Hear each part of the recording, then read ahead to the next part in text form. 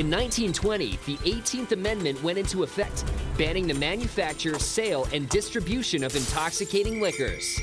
The Prohibition era had begun.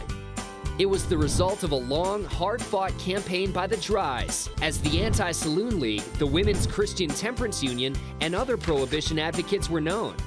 They considered alcohol to be America's national curse and believed a federal ban would help lower crime rates, strengthen families, and generally improve the national character.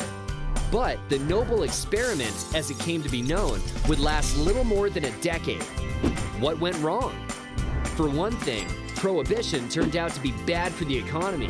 Thousands of jobs were eliminated when breweries, distilleries, and saloons were shut down. Despite grand expectations that banning alcohol would boost sales of other goods and entertainment, the result was the opposite. Restaurants couldn't make enough money without liquor sales, and theater revenues actually declined.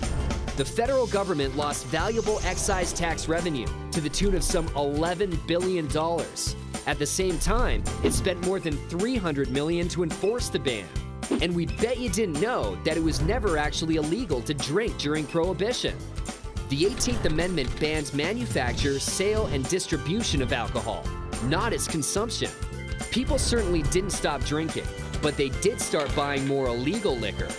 Bootleg alcohol was often of lesser quality and sometimes even dangerous. On average, 1,000 Americans died every year during Prohibition from the effects of drinking tainted liquor. And what about the idea that banning alcohol would cut down on crime? In fact, crime rates actually rose during Prohibition.